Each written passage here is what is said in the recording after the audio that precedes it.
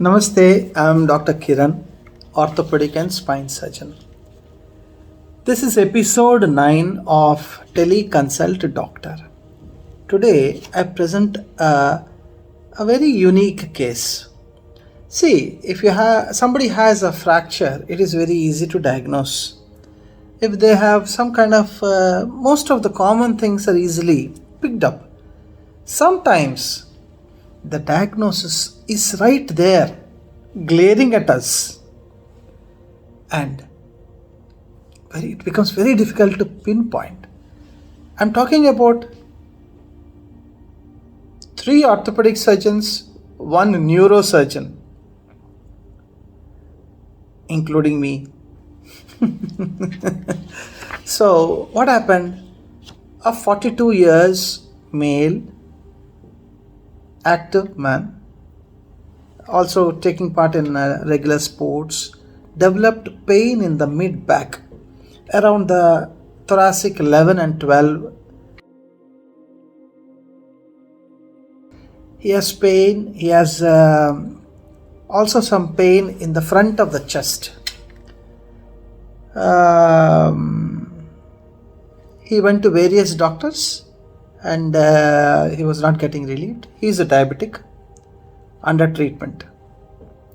So he went to a doctor, and first thing we do after clinical examination, since he had no neurological involvement in the dermatological segments or motor or reflex, now he went for an X-ray in center A.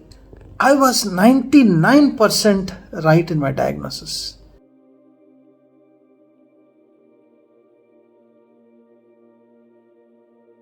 But I was not still happy, because I knew I was missing something. Because who is at the other end? A 42 years young man, disturbed, getting troubled with his profession, scared.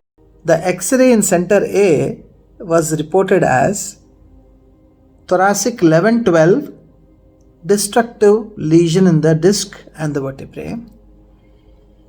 Maybe inflammatory, maybe infectious, and oblique Anderson's lesion. When there are so many and obliques, there will be a little slight, maybe a look over. X-ray.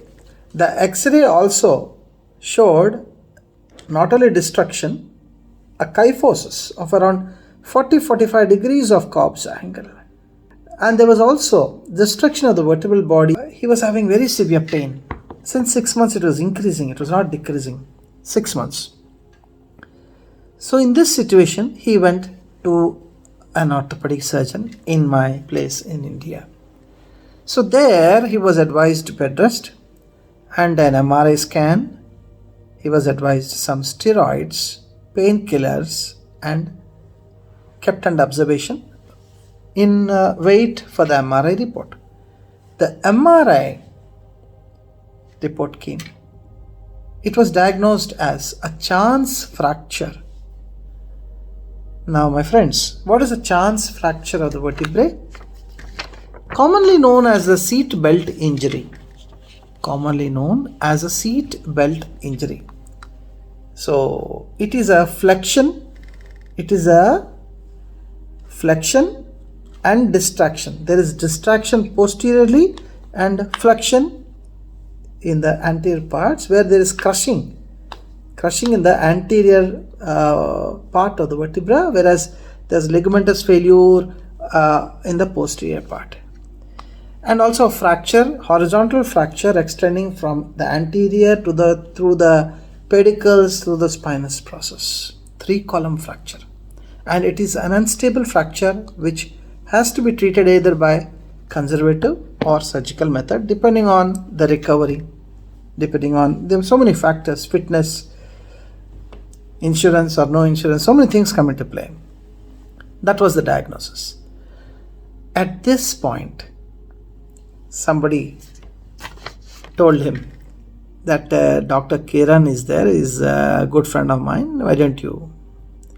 So he contacted me. And then I said, okay, come on Google Meet. I have a teleconsult doctor YouTube channel. I'll try to help you. Let me do whatever I can. I cannot treat you because it is only a teleconferencing, and telemedicine has its limitations. These kind of things are very dangerous being treated. Taking my opinion is important. I can only refer you to a doctor who is nearby to you, a better doctor whom I know maybe. And then he said yes. So we had a Google Meet. I asked him some specific questions. At thoracic 11 and 12, it is an upper motor neuron lesion if at all it develops. There is stretch, there is collapse, so many things can happen. The kyphotic deformity may progress. So chance fracture in my view was not right. So I asked him, did you have any trauma? Did you fall?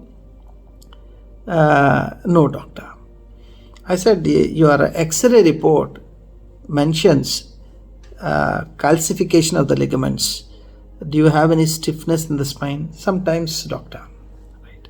But it also shows calcification of the facet joints. X-ray report is so very well done. Must be a very well read and experienced, and a commitment is required in orthopedics or any subject of medicine. The doctor was so good. He mentioned many things like the SI joints getting fused. Then he also mentioned ankylosing spondylosa. Then I said, you seem to have ankylosing spondylitis. I'm HLA-B27 positive, doctor. I said, that is the basic thing which is troubling you. It is a polysystemic, articular and extra-articular. It can have systemic involvement. It's a multi-system inflammatory disorder causing havoc to various degrees. Most people will not have any big problem. Some people can have. And what is your sugar status? So I'm a diabetic, I'm using medicines. Okay. Then I was going through all the mailed reports. His x-rays were showing fibrosis. His x-rays in the lung, they were showing fibrosis. There were some light collapse patterns and many more things. I said, did you go to a pulmonologist? Nobody told me, doctor. I said, you should go. You should meet. We don't know. See, we cannot relate everything to ankylosing spondylitis. You are a high diabetic. His fasting sugar was 218, HbA1c 8.75. So he said, doctor, I had a friend, diabetologist. He moved away from this place. So I kept using his medicines. I said, maybe they're not working. You may be taking it very nicely, very obediently, loyally. What's the point that it should work after a certain time? Okay. So, no, doctor, I will do fasting. I said, stop. Don't do all on your own. Go to a diabetologist and also consult a pulmonologist to see what is happening to your lungs. Now, do you know, my friends, what can happen in ankylosing spondylitis?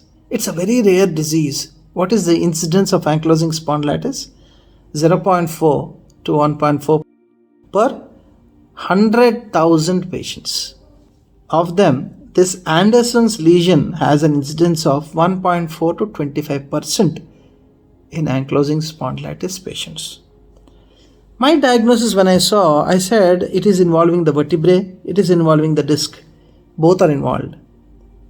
So a chance fracture, like I'm going to show you, cannot involve all these. And also if you observe, there is resorption. There is an irregular end plate in the disc space. The end plates, these are the end plates. These end plates are irregular. So there's some erosive inflammatory activity going on there. Also, why is the collapse coming? There's something which is inflammatory and there's a decay going on in the vertebrae. So I will put a diagnosis of spondylovertebral discitis. That was my diagnosis. That's how it started. Then he said, nobody told me, doctor.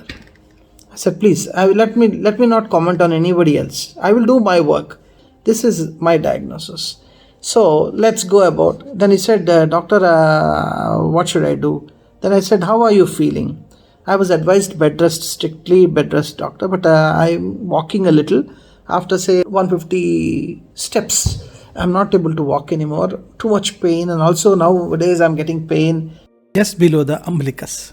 Depending on the nerve involvement, he must be having a radiation to either D11 or D12, dermatomal radiation. And this I told you.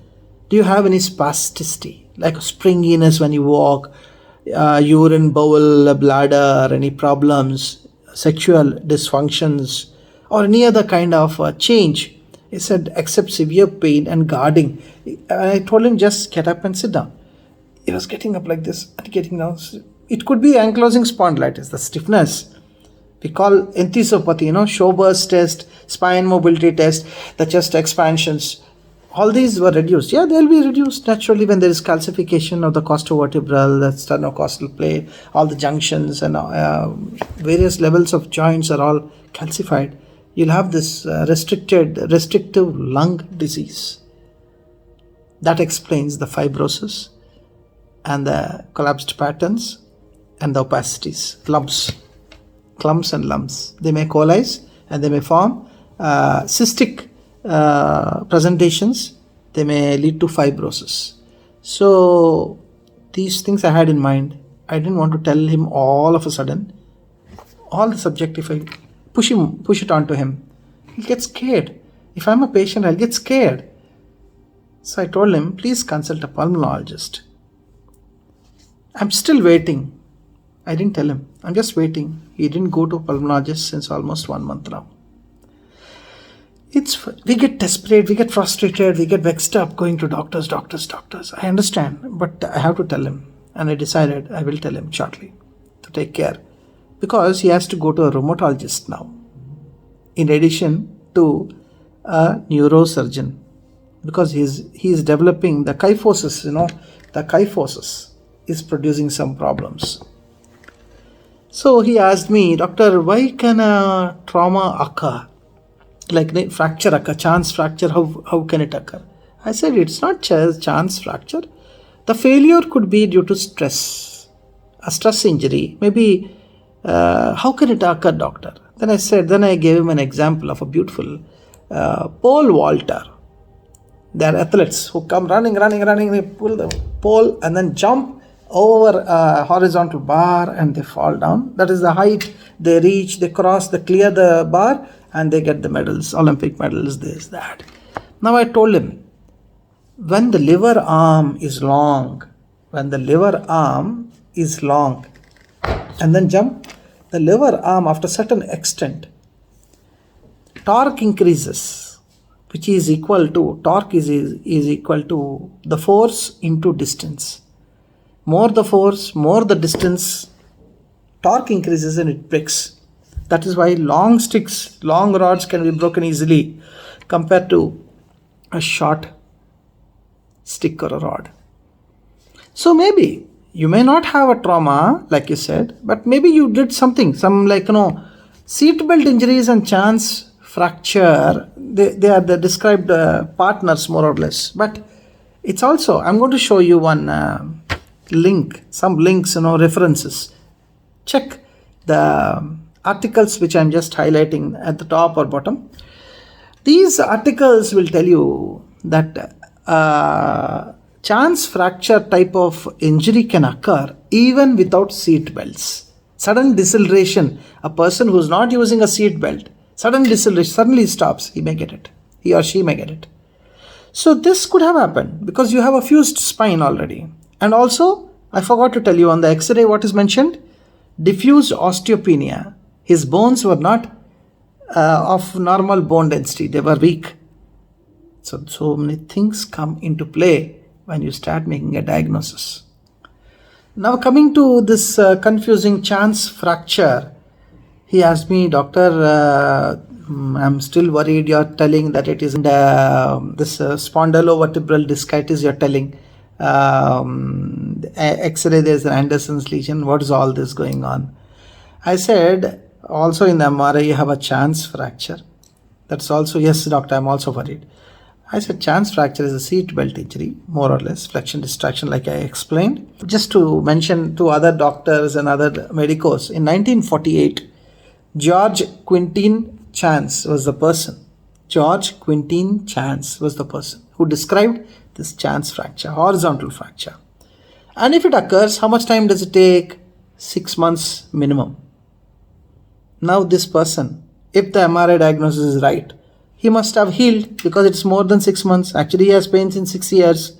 Okay, 6 years, okay. It's a slow process, ankylosing spondylitis. He might be having it. But after, if there is a fracture, 6 months is enough. He is getting worse. He asked me, what should I do, doctor? I'm very much worried. I said, please go immediately to a neurosurgeon, consult and take his advice. This is the situation. Why? His anterior column, the middle column, and the posterior column are all damaged. So which makes it an unstable fracture pattern or a disease pattern, unstable disease pattern. And according to literature, if it is an Anderson's lesion, it is progressive. The kyphosis, which is having now 40 degrees of Cobb's angle, can become more. And then the stretch on the spinal cord can cause some problems. So I wanted to know if a surgery was better, because according to literature, correction of the deformity, putting screws, 2 screws above, 2 screws below, rods, fuse it and put orthodesis. Remove the disc, fuse it. That is the accepted international standard. To get such a big surgery done, yes, everybody is frightened. So I understand him. He was frightened too. He said, doctor, do I really need this surgery? I said, I will not speak on this now because this is what the literature says. And honestly, I don't have experience. I have seen ankylosing spondylitis. But in my experience of 22 years, this is the first time I'm seeing an Anderson's lesion. So I think it is better we leave the treatment choice to a neurosurgeon. And he advised him rest for some more time to see how he progresses. Today I called him and asked him, how are you? He said, doc, I am a little better, thank you for your call. But when I get up and walk, still I'm not able to be free and the pain is getting severe. I said, okay, don't strain yourself, put a thoracolumbar support and wait, and if it's getting increased, you should go. Why? Because what is happening is the fracture is being, the fracture junctions are getting replaced by a fibrous tissue. The pseudoarthrosis, it is not a normal bony union, it's a fibrous union which may prevent pain when you're at bed rest. But when you start walking, bending or doing your work, it allows some micro motion causing severe pain. So what we do, as long as it does not lead to neurological damage or any symptom and signs like that, maybe we can just wait. But once you feel when you are straining it is increasing, you have to stabilize it, because that's what the literature says, coming out from many spine surgeons of repute. So I told him that. He's waiting. Ultimately, one thing, my dear friends, I would like to tell you, the patient has a right to decide. He has a right to choose. And as far as we are concerned, however rush you are in seeing patients, when you get an odd case, a rare case, note the registration number, keep it, and when you are free or first thing in the morning, when you come fresh, if at all required, come 15 minutes early to duty, open his file. John Keats has said a beautiful thing. What is this life? What is this life if full of care, when there is no time to stand and stare? We can just convert this and say, what is this life if our diagnosis is wrong, when we don't give enough time to stand and stare at the reports? If we don't see the reports, we just rush across this way. This is exactly what happens. Patient suffers. In our clinical book, there's written, the eyes do not see what the mind does not know. Saying these two things, I sign off. Also mentioning one more thing, it is not only the responsibility of a good doctor, it is the responsibility of the patient to follow what his well-wishing doctor is telling him. Pulmonologist visit, he must go. Diabetologist, he must go. Because like I said, it can be an Anderson's lesion of ankylosing spondylitis, which is a inflammatory, infectious, so many causes are there, but superseded when there is high sugar, or he is controlling the sugar. That's a very good news. But diabetics are prone to infections. If there is some kind of, because his urine also was 4+, there is some kind of a focus of infection anywhere in the body. Maybe it enters the blood stream, the venous system, and we never know. And it gets lodged in the spine. That's very difficult to eradicate. I treated one case of brucellosis once in a patient from Bulgaria in Abu Dhabi. 8 weeks antibiotics.